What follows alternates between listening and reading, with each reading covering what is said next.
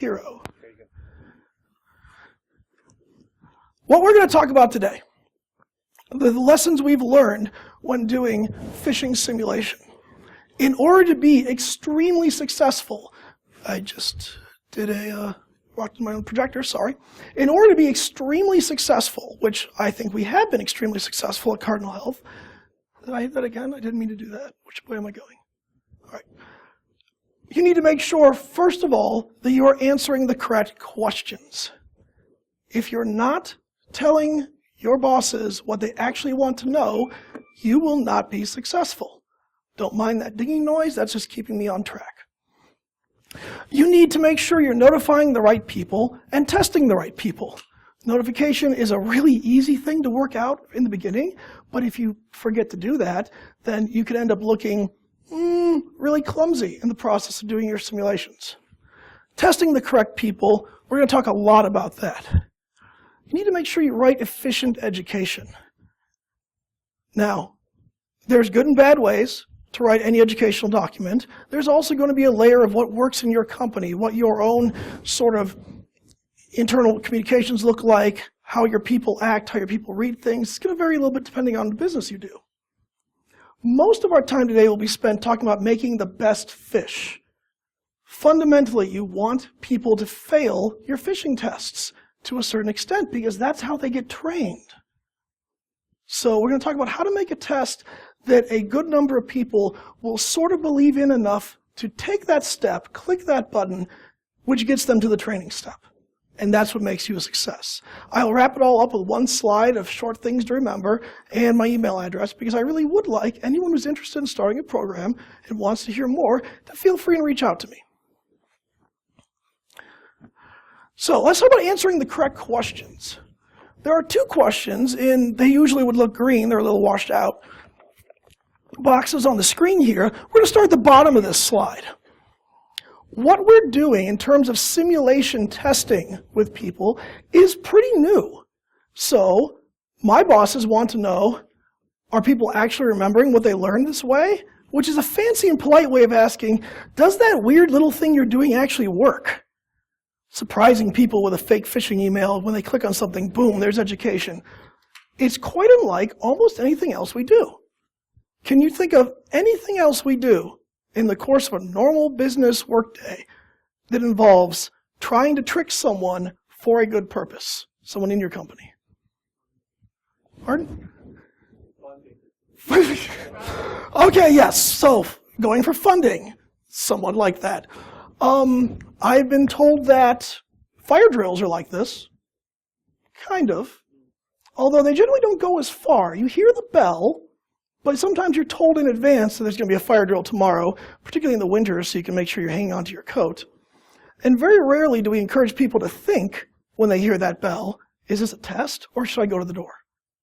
We actually just want them to go to the door. So this is a fairly unique kind of testing. Now, this is one of those places where I've had the freedom to do some experimentation that you may or may not. Every time we send a test out, for example, there's a test that is running right now. It started right around the time that I should have began this talk. All the people who fail that test are going to get the exact same fish in a week. And they're going to get that exact same fish in 3 months. And they're going to get that exact same fish in maybe 9 months and in a year. The exact same one. So if you fail a fish today and the same thing shows up next week, what should you do? Probably recognize it?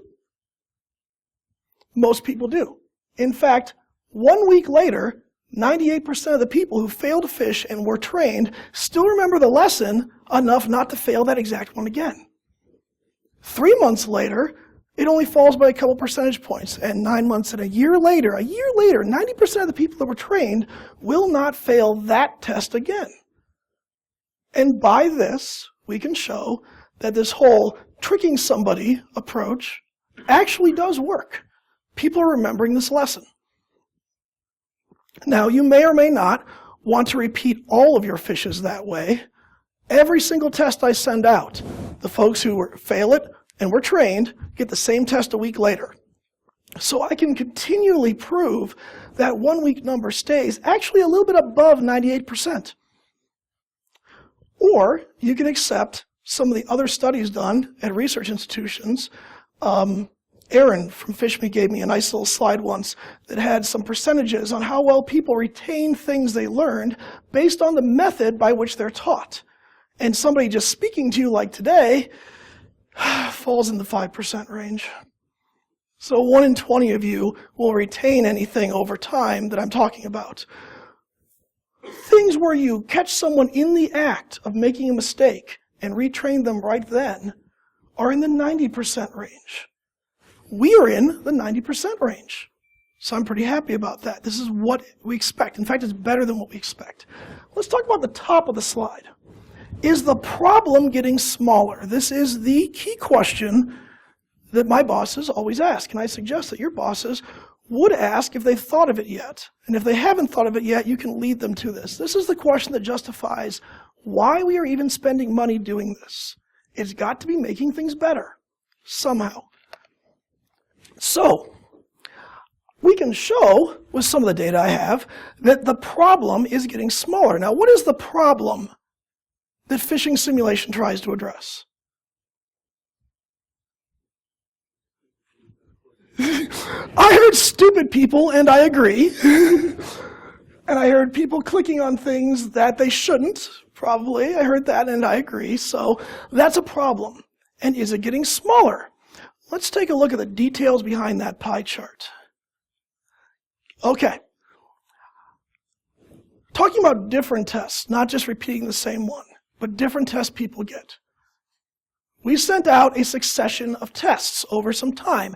18,000 people in the experimental pool, in our employees. I tend to think of them sometimes as lab rats, which gets me in a little bit of trouble. 18,000 people have gotten at least one phish. Actually, they've all gotten, by this point, 10 or 12. 1/3 of them failed a phish and were trained, and they never failed again.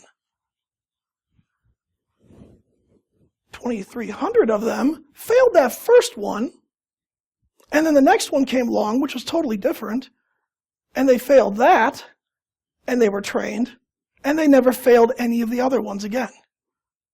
These are people who are getting fixed. Well, the problem is getting fixed. We're not actually fixing people. That would be highly immoral.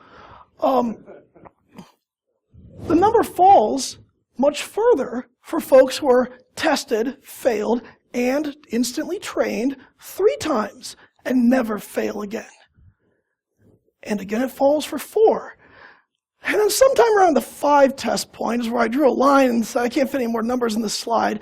I've got 6 people out of 18,000 who are just incorrigible.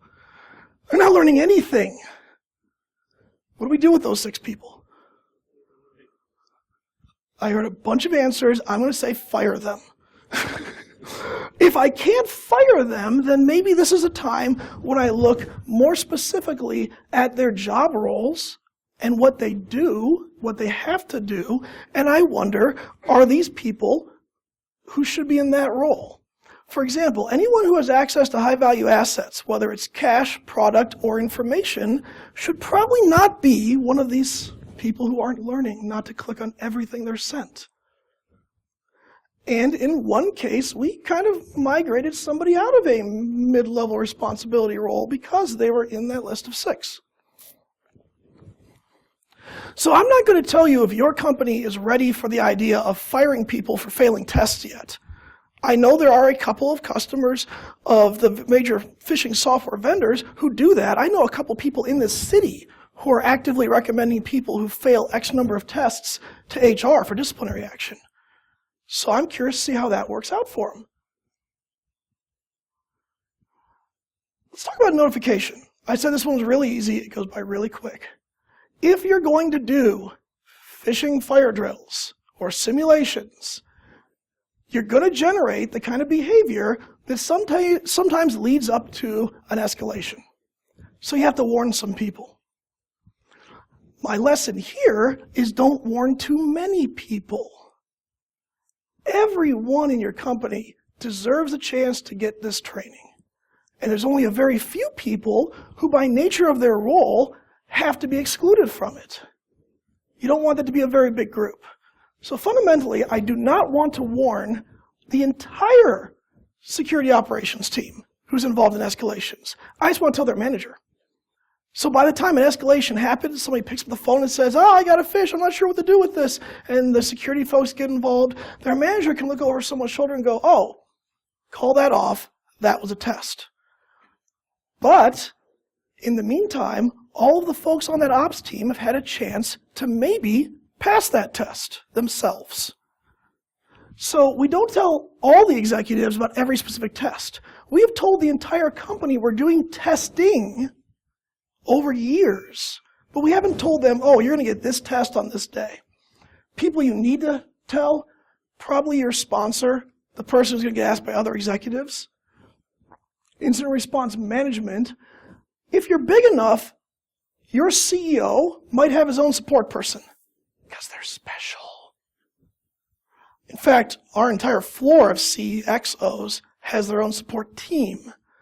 And I generally don't want our CXOs to go into a full panic.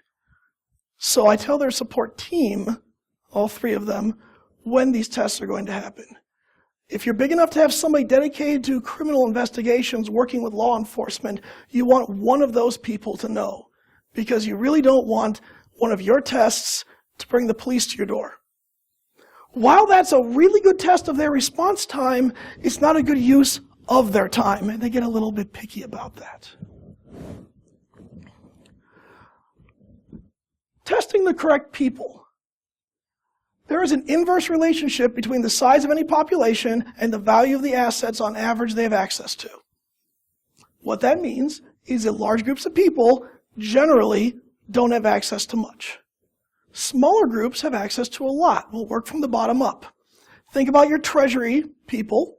Think about your system operators, your database operators, network team, the folks who can change stuff that can result in big problems. In our case, the guy who has the keys to the vault in which all the narcotics in Ohio are stored. That's a small group of people with access to high-value assets. Those are people we need to pay extra attention to. We're going to come back to this idea. Those are the kind of people where we focus and do specific testing geared towards them, not the whole population. Oops, just lost my straw. Meanwhile, the larger population, in general, doesn't necessarily have access to the same high value of assets. So it is not necessarily as valuable to take up a lot of their time doing this kind of testing. I promise you'll see this again. Writing efficient education. Now the laser pointer comes out. I will not shine it in your eyes, I promise. On the, you know what, I can't even see that, never mind. On the left side of the screen is one of our original education documents. On the right side of the screen is one of our newer ones, as of about 2 months into this. On the left side of the screen, the original document has this massive sort of thing on the top that's part of our internal branding. It's got to look like that. And it takes up a lot of the page. And then there's some talk, and then there's some pictures and a movie. And nothing on the first screen tells anyone what they did wrong. Who here ever really bothers to scroll to page 2? Honestly. I can prove later that almost no one does. So, instead, we shifted to a different format. Almost all of you are going to eventually be saddled with, if you aren't already saddled with, some sort of internal communications, branding campaign, elements that have to be on the screen, the background can't be whatever color, to make it look like an official company communication. And you want it to look official because you want people to trust it. You want them to believe it. You want them to take it seriously. You also recognize that they are not going to scroll to page 2. So you need the lesson right at the top, as high as you can get. It's hard to see on this, but near the top of that is a copy of the actual email they received, with big red arrows pointing to the clues they should have noticed. This is wrong, this is wrong, this is wrong. Why did you trust this? And then there's some advice on the side. Do you know the sender? No. Do you trust the links? No. We actually spelled out the links on some of these.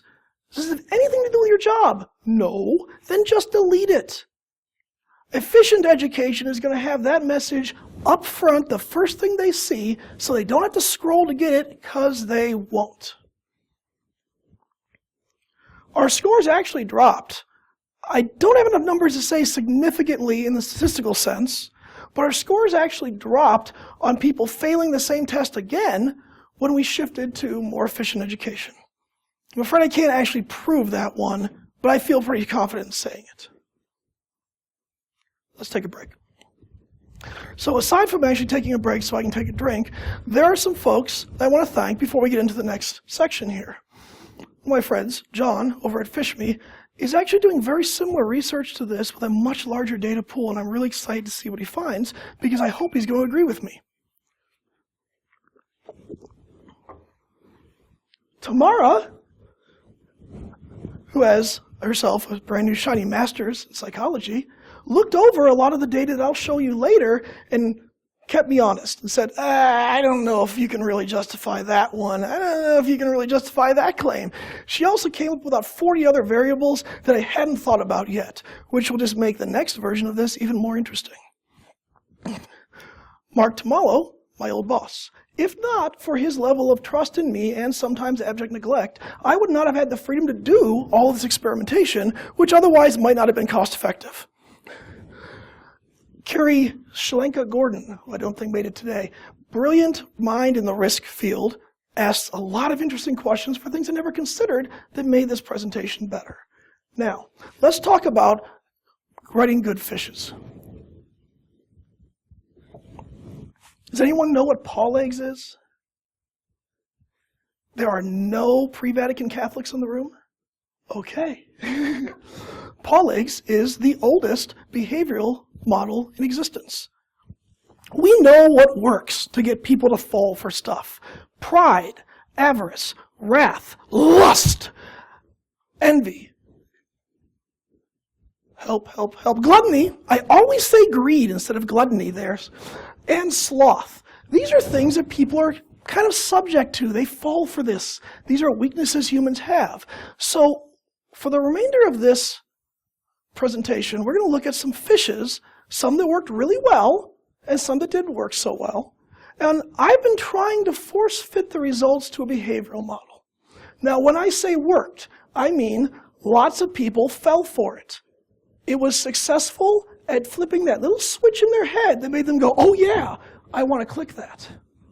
And when I say didn't work, I mean it was just too boring for anyone to bother clicking. That's an odd definition of worked and didn't work, but remember, I want some people to fail, because that's how we train them. So, let's take a look at our first one. This is actually running right now. You got an e-card. There's kind of a pale picture of a rose in the back. Who would click on the little link to collect your card? Would anyone in the room click on the link? You would? That's honest. That's good. What percentage do you think of the people who receive this click on that link? Give me a number. You said 25. You said 70? Anyone else? 90? Yeah, so you guys are special. You're on the bottom end of that chart. So perhaps being antisocial helps? It can. Being antisocial might insulate you from believing in this. Just generally being depressed might insulate you from believing in this. There's lots of reasons. 40 to 45% of the general population who gets this test fails it every time. Now, this is the test from a few slides back that I repeated at 1 week, at 3 months, at 9 months, and at 12 months. So if you failed this test up to 1 year later, I have a 90% confidence that the training sticks and you will not fail it again. Which is a pretty powerful argument for why we do this kind of testing. This one, performance not so good. This is a fake business newsletter. It has to do with stuff my company does. This is the kind of fluff that we get in the mail all the time from all sorts of places, and very few people cared. didn't do so well. I consider this to be sort of below the failure point. I call my success point around 20% and my failure point around 3%. So it's hard to see exactly what's going on here. This is a bounce back reply telling you sent an email to whoever that address is, and it got rejected and came back to you. And there's a link to see your actual message. How many people do you think clicked on this? Percentage? 80? Pardon? At least 70? Anyone else? I really need some participation, folks. Only 9 to 11. And this is part of my reasoning for saying that people never scroll to page 2. The actual link for them to click on was sufficiently far down that I don't think many people ever saw it. Other factors that may play into this one not getting so much attention: how many email bounce backs do you normally get anyway? If you get a lot, then you know you can't do anything with that information. So, delete. Your print job. A document, scanned. A document was scanned and sent to you using this printer, blah, blah, blah. Click the link to view. Guesses? How many percent?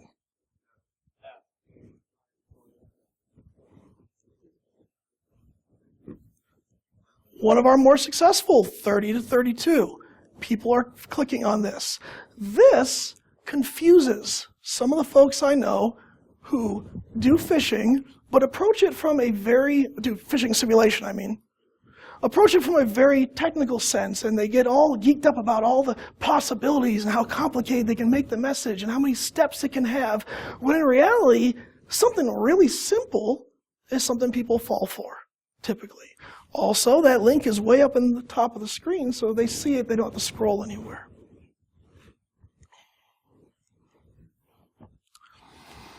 I am proud and horrified by this one.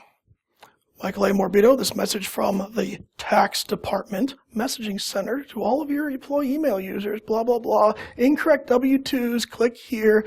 Warning, any employee that refuses to verify and subsequently update W-2s within 7 days of receiving this notice may require tax remediation and have their refund delayed. Threats. Anyone who clicked on that click here link goes to this awesome 1992 style web page, which somebody pointed out later could actually be a government web page. I'm just talking about the IRS. Is there anyone here from the IRS? No? Okay. Is anyone here a lawyer or a law enforcement officer? No. Okay. So, how believable is this setup? Now, put yourself in the mind of the average user. How many people, what percentage do you think clicked on this? Wow, some of you are way, way more pessimistic than I am. Whoops. Only 9 to 14. But I got 16 social security numbers off that form. Luckily, I didn't actually get numbers. I just got a checkbox indicating they filled in the form field. We're not actually collecting socials. That would be wrong, so I'm told.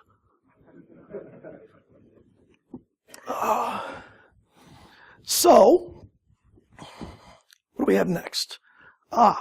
So this is a different sort of test. Remember that chart I showed you? General population, large groups of people have very low asset value access, while smaller groups of people have much higher asset value access. So we picked out 2 teams where fortuitously their directors moved to new jobs on the same day. One of these teams was in our security department. One of these teams was in our audit department. And I went to both their managers, and I did a little bit of setup. This is part of that whole notifying the right people and some planning bit. I asked them if I could use them in a phish. Specifically, I wanted an email they commonly would have sent in their old job to their old team. And I wanted to set that up as a phish and send it to their old team. And this was weeks after they moved. So your boss quit weeks ago. You probably should have noticed that. Most people do. Okay. And I got them to also agree that for the 2-day duration of this test, they would ignore all inquiries and telephone calls from these 2 lists of people who were being tested. Because I didn't want them to give it away. I want the natural social reactions that occur when a phish comes to occur without being interrupted. And in some cases, if a lot of people sit close together, like our audit department does, when one of them sees a phish, they'll stand up and say, "Don't trust the thing with the cat, it's a trick." Which is actually good. I don't care how the message gets spread. I can't record data from that, but I like seeing it happen. So I wanted to prevent having one of these, from these 2 groups of very, very highly trained, smart people, calling their old boss and saying, "Hey, why did you send me this? Oh, it's a test? Okay, I'll tell everybody else so they don't click it either." So percentage-wise, take a guess. And you can guess based off your own internal means of responding, because these are people who could be in this room, or at least certainly among you in terms of... One of the attachments says InfoSec org charts. You need to see this. Dom. The other one, which is something he would frequently send out to his team, and that's how he spoke. The other one, from Carla, is a report distribution list, which was a commonly used file in the audit department. And it says, attaches the updated report distribution list with their management updates made, Carla. Again, an exact copy of an email she might send on a weekly basis to her old team weeks ago before she quit that job. So, guesses, percentages. 60, 25. One team was 29, one was 35. And this was the big ouch moment, because these are very proud people. However, I'm not overly surprised by the results, and I didn't write or arrange these tests. I let my intern do that. I gave her some general feedback on how I wanted to do it, who she has to involve, what questions to ask, and don't tell me when it's going out. I'm one of the ones that failed it. Because I would have gotten that email from Dom. And I just, not even thinking about it. So, sometimes they turn out really good. Nobody cared about holiday candles.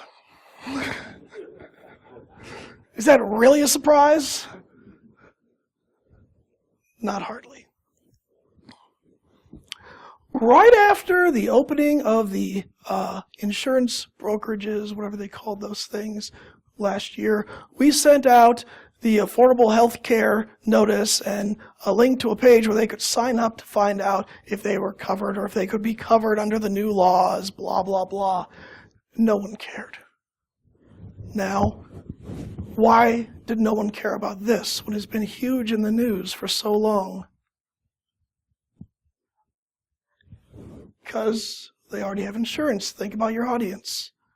Even if you're in that small population general field, you've got to think about the things that people who are in your audience have in common. And if you're writing to other employees, odds are they have coverage, unless you have a population of part-timers in your company or your organization who might not necessarily have coverage. This may work better there. Years ago, LinkedIn had that little problem with the data breach. Right afterwards, LinkedIn sent this message out to a bunch of our IT management, people whom I would expect to be using LinkedIn. So, one of those smaller groups, not the general population. So people who are expected to be using LinkedIn, what do you think we got off this? This one says due to the data breach, blah, blah, blah, hacked, reset your password immediately. What do you think we got here, percentage-wise? 30? Oh, that's the form they saw. Looks a lot like LinkedIn, doesn't it?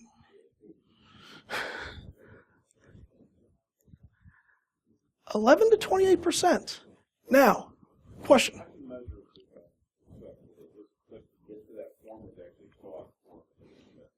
So that is an interesting difficulty. It depends on the technology you're using to design the phishes, on what the action is that trips the counter.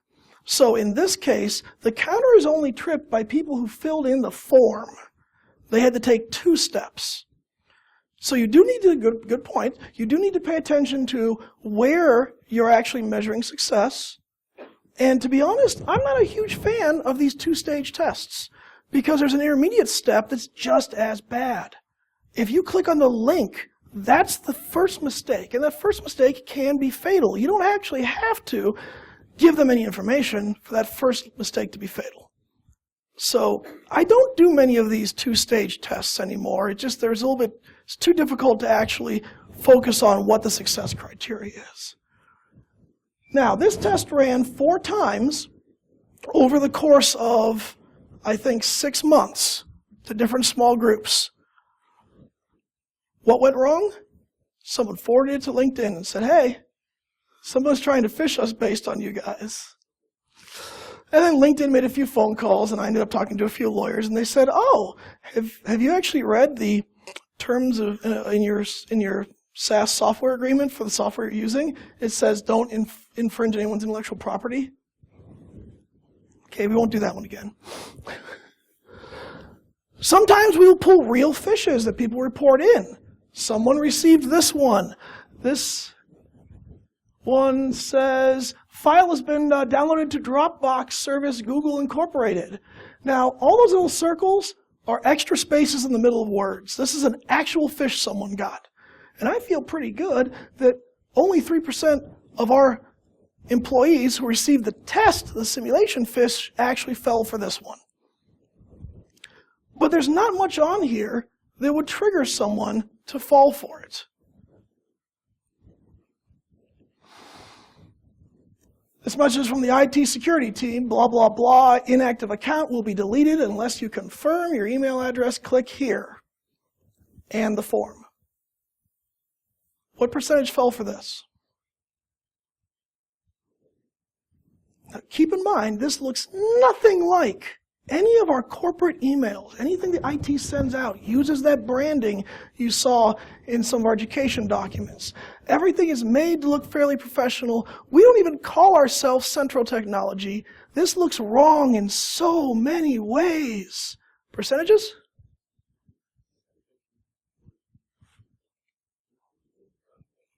Again, and that's only the people who filled in the form, not even counting the unmeasured ones who clicked on the first link.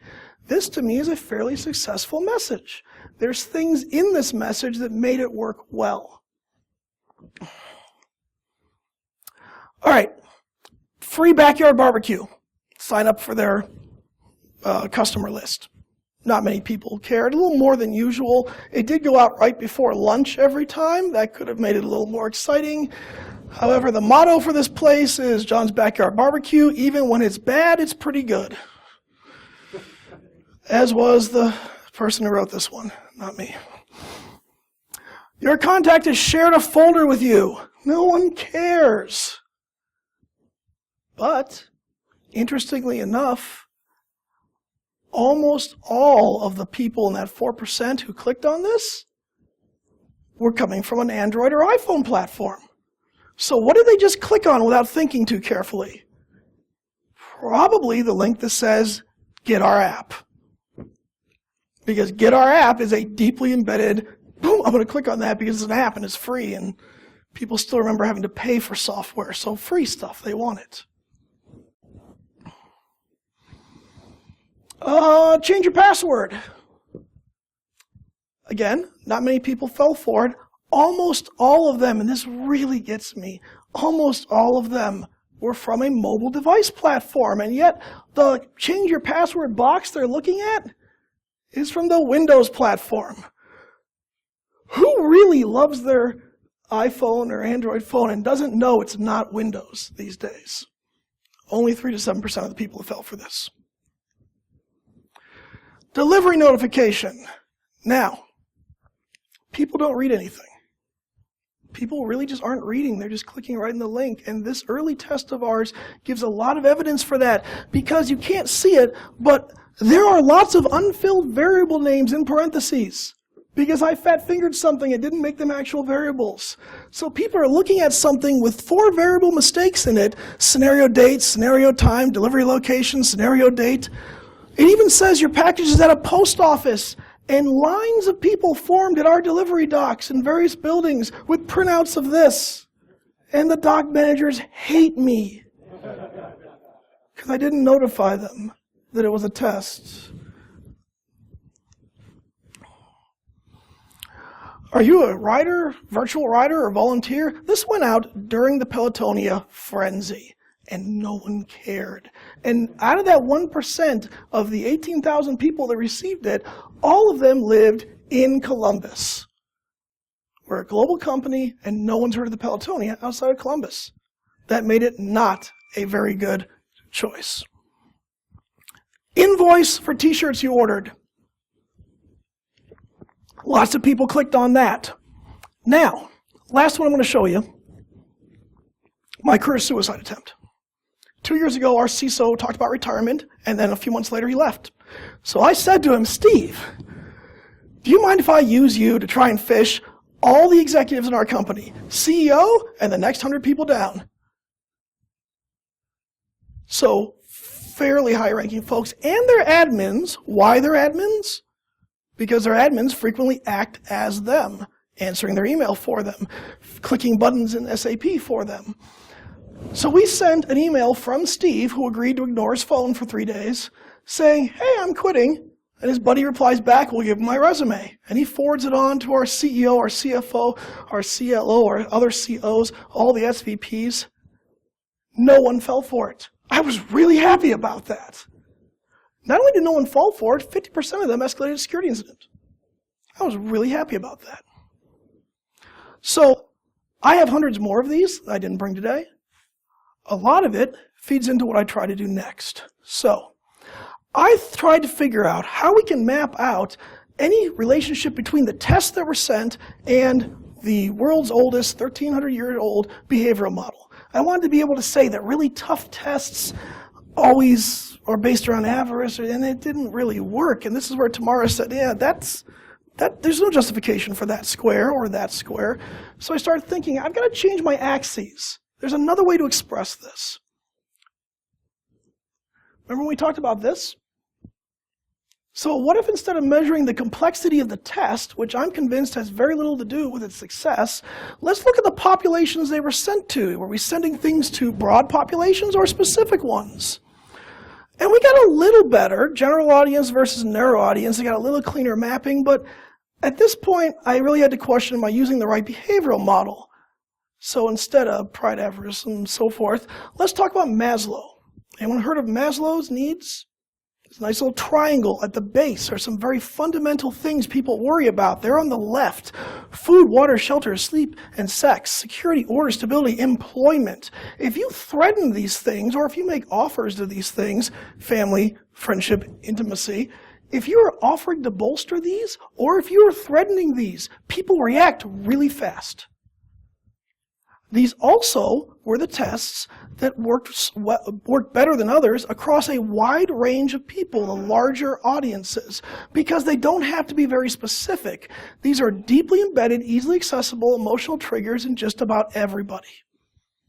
So when you start building your fishes for a wide audience, you probably want to stick with some very basic needs people have. And you'll see that things like that newsletter and things like the insurance offer, those got virtually no response because they weren't really threatening any of those. They weren't even offering anything there. Now, further over, where the narrow audience stuff works, you have needs like confidence, achievement, respect. I am good at my job. I know everything about my job, except that little newsletter I just got, so maybe I should look at that quick so I can stay good at my job and stay the best. Or, I'm a SVP in the company. Of course the old CSO is sending me a resume for a friend. I might get asked to interview this person. Of course I'm going to look at it. Those are needs that generally require people to already have fairly well built up self-esteem or positions that they're protecting. So if you're going to work on a test that attacks self-esteem or self-actualization, you probably need to be looking at narrowly focused groups. All right, that's pretty much the end of my material. So where do they remember this phase? I'm going to leave that slide up there. My email address is at the bottom. If you have questions about this or generally how to set up a phishing program to be extremely successful, then please, by all means, reach out to me. Now, questions about what we've discussed today?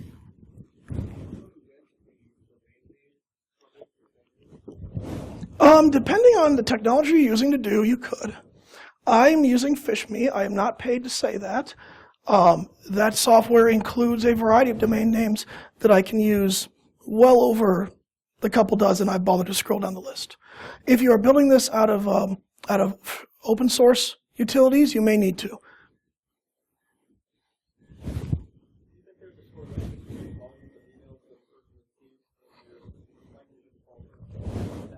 Absolutely. I think there's a correlation between the volume of emails someone's received and their likelihood to fall for a phishing attack. However, I do not yet have any data to prove it.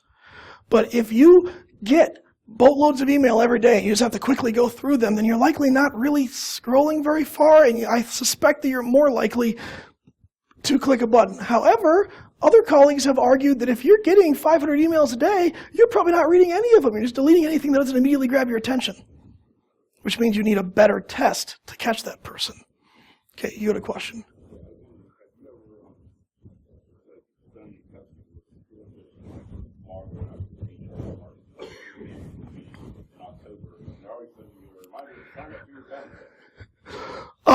Covered in my more general talk, when we first began this, HR said, please do not attack our service center during benefit sign-up time. They're too busy, and we don't want them to screw anything up. So that specific kind of test, no. However, other departments, there are some finance groups that have asked us, make our people cry. So I love that guy. So we modeled things very carefully after work they would normally do. But I have tried to avoid going for that 70-90% failure rate by making something look exactly like the CIO sent it out, because what you may accidentally do is train people to ignore anything the CIO really does send out. And he's a nice guy, so I don't want to do that.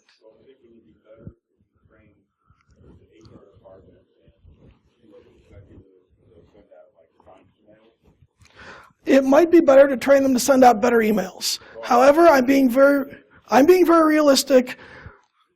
The world is full of people, and people are tough nuts to crack. I know what works because, like that e-card, that works for a very simple reason, and it's not a technology reason, it's a brain reason. You've got to leave science and go to poets to find the reason why some of these things work. That e-card works because, as David Roth said, I'm sad and lonely. Sad and lonely. Won't some sweet little mama come take a chance with me because I ain't so bad? That was David Lee Roth, by the way. Last one? Anyone? Anyone? Thank you all. I've been great. You've had fun. Goodbye.